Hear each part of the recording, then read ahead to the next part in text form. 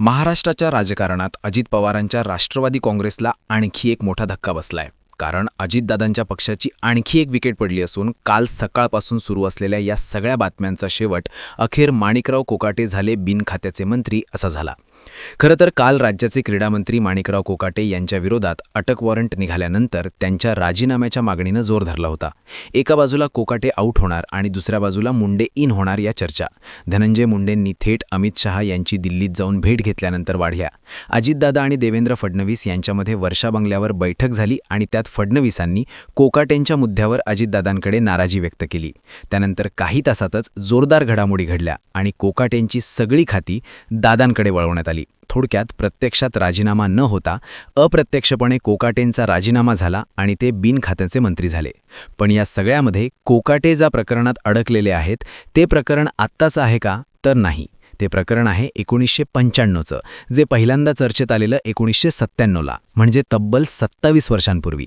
आता या प्रकरणात कोकाटेंवर अनेक आरोप झाले, खटला चालला, पण कोकाटेंचा गेम झालाय तो आत्ता महानगरपालिका इलेक्शन अगदी तोंडावर असताना, मित्रपक्षाची बार्गेनिंग पॉवर कमी करण्याची स्पर्धा सुरू असताना.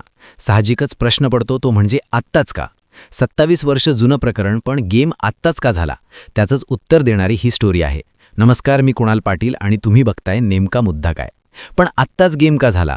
तर याचं उत्तर मिळवण्याआधी आपल्याला माणिकराव कोकाटे यांच्या विरोधात गेलेलं प्रकरण नेमकं काय आहे ते समजून घ्यावं लागतं. राज्यातल्या कमी उत्पन्न गटातल्या नागरिकांना महाराष्ट्र शासनाकडून मुख्यमंत्री कोट्यातून अल्प दरात सदनिका दिल्या जातात. आता ही सदनिका मिळवायची असेल तर अल्प उत्पन्नाचं प्रमाणपत्र, अर्ज करणाऱ्याच्या नावावर इतर कुठलीही सदनिका नसल्याचं प्रतिज्ञापत्र हे सादर करणं बंधनकारक असतं. नाशिकच्या शहरातल्या कॅनडा कॉर्नर भागात असलेल्या निर्माण वू अपार्टमेंटमधल्या अशाच 2 सदनिका कोकाटे आणि त्यांचे बंधूंनी मुख्यमंत्री कोट्यातून मिळवल्या होत्या. सोबतच यातल्या 2 सदनिका इतरांच्या नावावर असल्या तरी त्याचा वापर कोकाटे आणि त्यांचे बंधू करत होते हे तपासात समोर आलं. आता हा व्यवहार झाला होता 1995ला, पण याबद्दल तक्रार दाखल झाली 1997ला. तक्रार दाखल केली होती माजी राज्यमंत्री असणाऱ्या तुकाराम दिघोळे यांनी. दिघोळे यांनी 1997मध्ये नाशिकच्या सरकारवाडा पोलीस स्टेशनमध्ये माणिकराव कोकाटे, त्यांचे बंधू आणि इतर 2 अशा 4 विरोधात तक्रार दिली होती. त्यानंतर अतिरिक्त जिल्हाधिकाऱ्यांनी चौकशीचे आदेश दिले आणि त्यांनी दिलेल्या तक्रारीनुसार बनावट कागदपत्र देऊन सरकारची फसवणूक केल्याप्रकरणी माणिकराव कोकाटे आणि इतर 3 जणांच्या विरोधात गुन्हा दाखल करण्यात आला. त्यात माणिकराव कोकाटे यांनी इतर 2 लाभार्थ्यांची घरं आपल्या नावावर वळवली. त्यानंतर बेकायदेशीरपणे त्यांनी या घरांमध्ये बांधकाम केलं असा सुद्धा ठपका त्यांच्यावरती ठेवण्यात आला. मग या सगळ्या प्रकरणात कोकाटे यांच्यावरती IPCच्या कलम 420, 465, 471 आणि 401 अंतर्गत गुन्हा दाखल करण्यात आला होता. या गुन्ह्यामध्ये माणिकराव कोकाटे हे आरोपी क्रमांक 1, त्यांचे बंधू आरोपी क्रमांक 2 आणि इतर 2 नातेवाईक हे आरोपी क्रमांक 3 आणि 4 होते. कोकाटेंनी आपण अल्प उत्पन्न गटात येतो अशी कागदपत्र तेव्हा सादर केली होती, पण प्रत्यक्षात त्यांचे वडील हे कोपरगाव साखर कारखान्याच्या संचालक मंडळावर होते आणि ते कारखान्याला 100 ते 200 टन ऊस पाठवत होते. 1997ला, म्हणजे तब्बल 27 वर्षांपूर्वी हे प्रकरण समोर आलं ते तुकाराम दिघोळे यांनी केलेल्या आरोपांमुळं. खरं तर तुकाराम दिघोळे हे सिन्नरच्या राजकारणातलं मोठं आणि महत्त्वाचं नाव. जवळपास 3 दशकं त्यांनी सिन्नरच्या आणि नाशिकच्या राजकारणावर होल्ड ठेवला होता. जिल्हा बँक असेल, साखर कारखाना यावरती दिघोळे यांचा होल्ड होता. 1985 पासून सलग 3 टर्म ते आमदार म्हणून निवडूनही आले होते. त्यात 1995ला त्यांनी अपक्ष म्हणूनही बाजी मारलेली. दिघोळे हे शरद पवारांचे अत्यंत जवळचे नेते मानले जायचे, पण 90ला ते अपक्ष म्हणून निवडून आले आणि त्यांनी युती सरकारमध्ये राज्यमंत्रीपद सुद्धा मिळवलं. सलग 3ऱ्यांदा सिन्नरमधून निवडून येणं, त्यात राज्यमंत्रीपद मिळणं यामुळे त्यांची ताकद चांगलीच वाढलेली. तेव्हा माणिकराव कोकाटे हे जिल्हा परिषदेचे अध्यक्ष होते. त्यांच्या विरोधात दिघोळे यांनी आवाज उठवला होता. न्यायालयात या प्रकरणाचा खटला उभा राहिला, पण सुनावणी व्हायची आणि पुढची तारीख दिली जायची. त्यात 1999ला कोकाटे आणि दिघोळे या दोघांनी शरद पवारांच्या नेतृत्वात राष्ट्रवादी काँग्रेसमध्ये प्रवेश केला, पण राष्ट्रवादीकडून सिन्नरचं तिकीट मिळालं दिघोळे यांना. कोकाटेंनी शिवसेनेकडून निवडणूक लढवली आणि मग सिन्नरमध्ये कोकाटे विरुद्ध दिघोळे हा सामना रंगायला लागला. पण आमदारकीला दोन्ही वेळेला माणिकराव कोकाटे हे वरच ठरले. सदनिका घोटाळा प्रकरणात इकडे सुनावणी सुरूच होती. त्यात 2004मध्ये कोकाटे आणि दिघोळे हे पुन्हा कोर्टात आमनेसामने आले. ते प्रकरण होतं निवडणुकीचं. 2004च्या निवडणुकीत दिघोळे यांचा पराभव झाला, पण त्यांनी कोकाटे यांनी मतदार यादीमध्ये फेरफार केली आहे, चुकीच्या पद्धतीनं निवडणूक जिंकली आहे असा आरोप करत कोकाटेंच्या विजयाला कोर्टात याचिका दाखल करत आव्हान दिलं. हा वाद अगदी सुप्रीम कोर्टात सुद्धा गेला. 2010 याबद्दलचा निकाल आला. दुसऱ्या बाजूला सदनिका घोटाळा प्रकरणाचा खटला मात्र सुरूच होता. पुराव्यांची चौकशी होत होती, पण कुठलाच निर्णय होत नव्हता. हा खटला सुरू असताना 2019 मध्ये तुकाराम दिघोळे यांचं निधन झालं. त्यामुळे आता या प्रकरणाचं पुढे काय होणार असा प्रश्न होताच. पण नाशिक जिल्हा न्यायालयात या प्रकरणाची सुनावणी सुरू होती. 2024च्या नोव्हेंबर महिन्यात माणिकराव कोकाटे सिन्नरमधून 5व्यांदा आमदार म्हणून निवडून आले. त्यांना कृषीमंत्रीपद सुद्धा मिळालं. पण 20 फेब्रुवारी 2025ला नाशिकच्या कनिष्ठ न्यायालयात अतिरिक्त मुख्य न्यायाधिकाऱ्यांनी या प्रकरणात निकाल दिला आणि माणिकराव कोकाटे आणि त्यांचे बंधूंना 2 वर्षाची कारावास आणि 50,000 रुपये दंड अशी शिक्षा ठोठावण्यात आली. इतर 2 आरोपींना मात्र या गुन्ह्यातून वगळण्यात आलं. नाशिक जिल्हा न्यायालयानं हा निकाल दिल्यावर कोकाटे अर्थातच आमदार आणि मंत्री देखील होते. त्यामुळे लोकप्रतिनिधी कायद्याअंतर्गत 2 वर्षांपेक्षा जास्त शिक्षा सुनावण्यात आल्यानं कोकाट्यांची आमदारकी रद्द होणार का असा प्रश्न विचारण्यात आला. पण नाशिक कनिष्ठ न्यायालयानं हा निर्णय दिल्यावर लगेचच जामिनासाठी अर्ज केला आणि सोबतच आपण जिल्हा सत्र न्यायालयात या निर्णयाला आव्हान देणार आहोत, हे राजकीय आरोपांचं प्रकरण आहे असंही कोकाटे यांनी त्यावेळी सांगितलेलं. साहजिकच आपा जिल्हा सत्र न्यायालयात कोकाटेंना दिलासा मिळेल अशी चर्चा होती.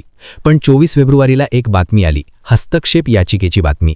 दिवंगत नेते तुकाराम दिघोळे यांच्या कन्या ॲडव्होकेट अंजली दिघोळे राठोड यांनी कोकाटे यांनी जिल्हा सत्र न्यायालयात केलेल्या अपिलाच्या विरोधात हस्तक्षेप याचिका करणार आहे असं सांगितलं होतं. कोकाटेंना जामीन हा मंजूर झाला होता. त्यांना या प्रकरणात दिलासा मिळेल. तुकाराम दिघोळे यांचं निधन झाल्यानं या प्रकरणाला पूर्णविराम मिळेल असं बोललं गेलं. पण दिघोळे यांच्या मुलीनं केलेल्या याचिकेनं या प्रकरणात पुन्हा ट्विस्ट आला. ॲडव्होकेट अंजली दिघोळे यांनी मी तुकाराम दिघोळे यांची मुलगी असल्यानं त्यांचे वारसदार म्हणून या प्रकरणात हस्तक्षेप करण्याची याचिका कोर्टात करते आहे अशी माहिती माध्यमांना दिली होती. आता त्यानंतर अर्थसंकल्पीय अधिवेशनाच्या पहिल्याच दिवशी विरोधकांनी माणिकराव कोकाटेंचा राजीनामा घ्यावा असं म्हणत सभागृह दणाणून सोडलेलं.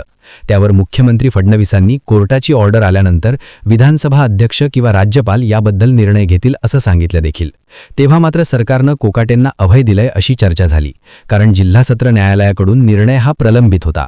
त्यात 5 मार्च 2025ला जिल्हा सत्र न्यायालयानं कनिष्ठ न्यायालयानं माणिकराव कोकाटे आणि त्यांच्या बंधूंना सुनावलेल्या शिक्षेला तात्पुरती स्थगिती दिली होती. त्यामुळे कोकाटेंना दिलासा मिळाला होता. त्यांचं मंत्रिपद आणि आमदारकी दोन्ही वाचलं.